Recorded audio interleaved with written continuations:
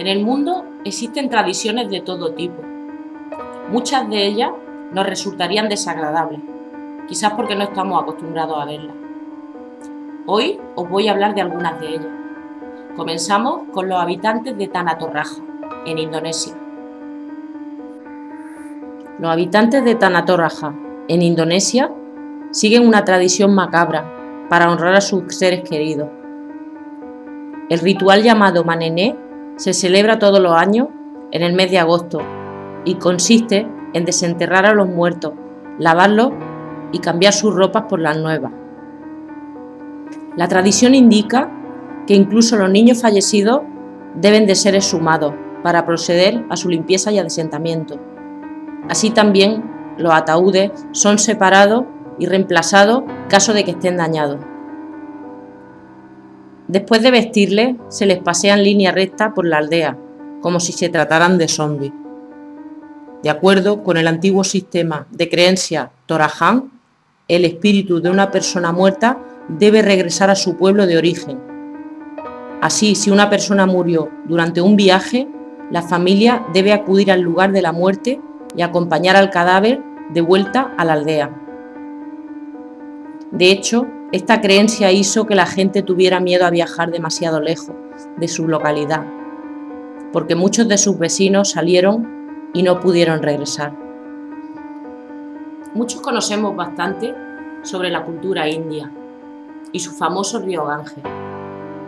Hoy os hablaré de una tradición que no os dejará indiferente. Os hablaré de los necrófagos de Ganges. Los Agori son la oveja negra de la familia que seguía el hinduismo, siendo marginados por sus prácticas macabras. Son famosos por devorar cadáveres que arrastra el Ganges, considerado uno de los ríos más contaminados del mundo, tanto así que hasta los muertos se encuentran viajando en su agua. Sin embargo, desde siempre ha sido adorado por los hindúes y no solo por los Agori. Como pueden ver, el Ganges no está muy lejos de la descripción de algún río infernal de la mitología griega, con aguas contaminadas y muertos ocultos entre la oscuridad del reino de la diosa Ganga.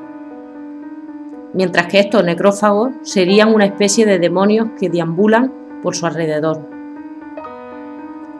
Los Agori consideran que pueden comer carne cruda de cadáveres que aparecen flotando en el río Ganges, o carne quemada procedente de alguna cremación.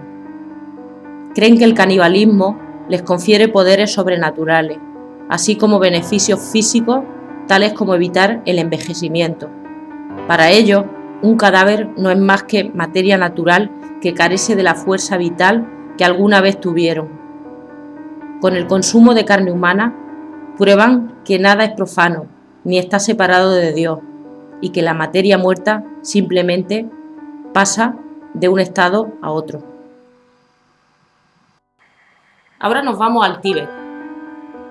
Hoy os voy a mostrar cuáles son los rituales funerarios que allí se practican. En la elevada región del Tíbet, donde sus habitantes viven más cerca del cielo que del suelo, también mueren más cerca de las nubes que de la tierra.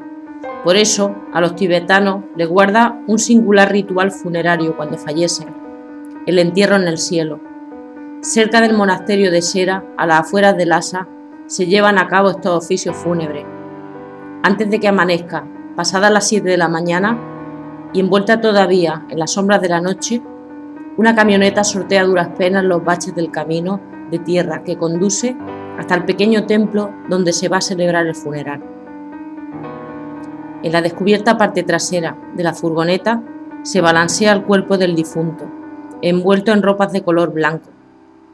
Han pasado ya 3 días desde que pereció y, según marcan los principios religiosos del budismo tibetano, los cantos de los lamas que recitan pasajes del libro de los muertos habrán ayudado al alma destinado a avanzar por los 49 niveles del bardo, el estado intermedio que sigue el fallecimiento y precede una nueva reencarnación en la rueda de la vida. Pero lo que está esperando el cadáver al final del sendero dista mucho de parecerse al menos para la mentalidad occidental, a una existencia mejor. Calentándose al abrigo de una hoguera, un hombre hosco y silencioso termina de afilar un enorme cuchillo de carnicero. Utilizando semejante herramienta y ayudándose con un hacha y hasta con un mazo, se dispone a descuartizar el cuerpo en pedazos para ofrecerlo a la bandada de buitres, que con las primeras luces del día ya vuelan sobre su cabeza, dibujando círculos concéntricos mientras esperan su macabro desayuno. En esta zona del mundo, situada a más de 3.000 metros de altitud, tan otro tipo de enterramiento se ha convertido en la forma más extendida de despedir a los muertos por una simple cuestión de necesidad, con un suelo demasiado rocoso como para ser cavado y una vegetación tan escasa que impide derrochar la madera de los árboles incinerando los cadáveres. La alternativa funeraria ha consistido en recurrir a otro de los elementos básicos de la vida junto a la tierra y el fuego y el aire.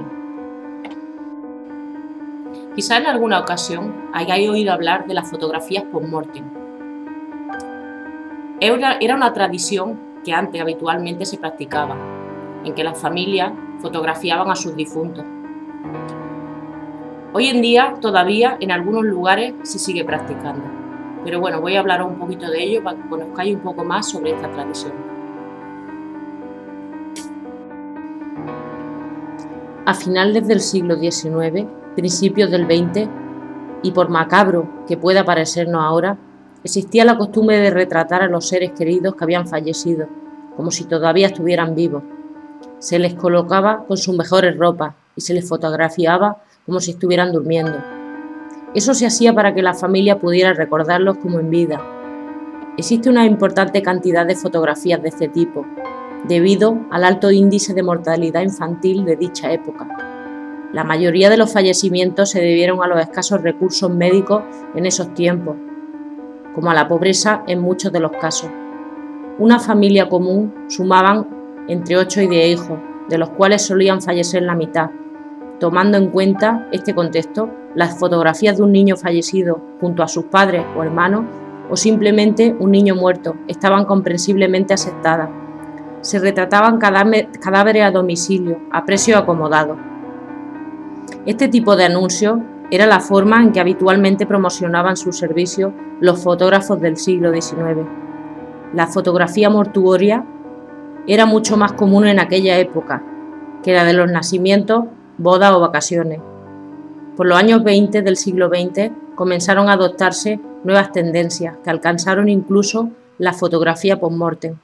De esta forma, los fotógrafos comenzaron a presentar a los muertos bajo nuevos ángulos y perspectivas, detalles de las manos o de otras partes del cuerpo, con desenfoques selectivos muy controlados y realizando primerísimos planos de ciertas zonas del fallecido, o bien imágenes muy cercanas al fotoperiodismo actual. En las siguientes imágenes puede verse que en la parte de atrás de los sujetos, en el suelo, se distingue el ornamento usado para simular que estaban vivos y de pie.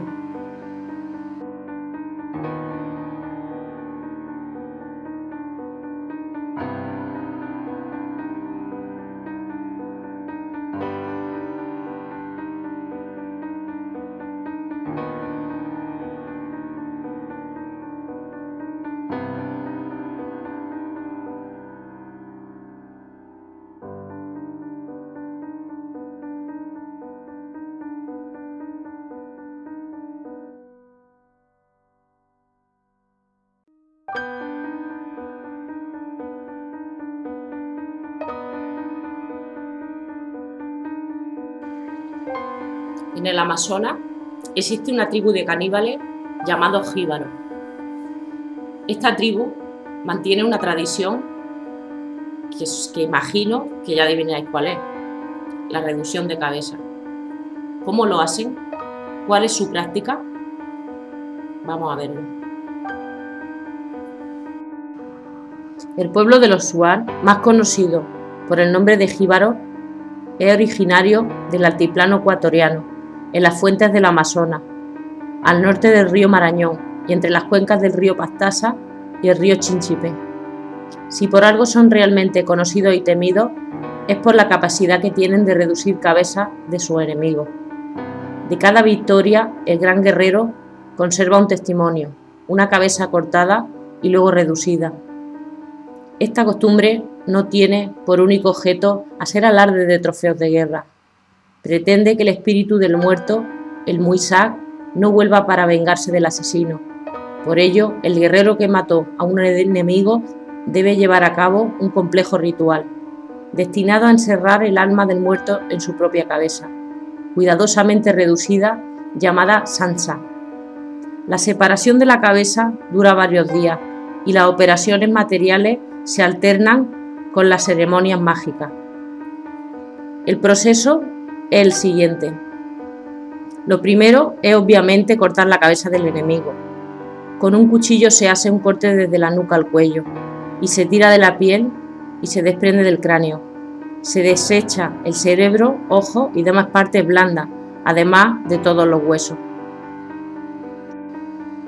Se mete en agua hirviendo, a la que se añade jugo de liana y otra hoja, lo que evita que se caiga el pelo. Se mantiene durante unos 15 minutos aproximadamente. Más tiempo la ablandaría demasiado y es difícil impedir que no se pudra. Se saca del agua con un tamaño aproximado de la mitad original y se pone a secar. Se raspa la piel por dentro para quitar restos de carne y evitar el mal olor. Y se frota por dentro y por fuera con aceite de carapa. Después se cose el corte de la nuca, los ojos y la boca, de manera que queda como una bolsa, en la que se echa una piedra del tamaño de un puño, o el volumen equivalente en arena caliente. Se cuelga sobre el fuego para desecarla poco a poco, con el humo a la vez que se le va dando una forma al cuero con piedra caliente. En este proceso, la cabeza acaba de reducirse. Una vez se seca la cabeza, se vacía la arena y se tiñe de piel negro. Cuando se introduce un cordón de algodón por un agujero practicando en la parte superior de la misma y se asegura en la abertura del cuello con un nudo o un palito atravesado. Con los ojos cosidos y la cabeza teñida de negro, el alma del enemigo queda atrapada en la oscuridad y ya no hay nada que temer de él ni de su venganza.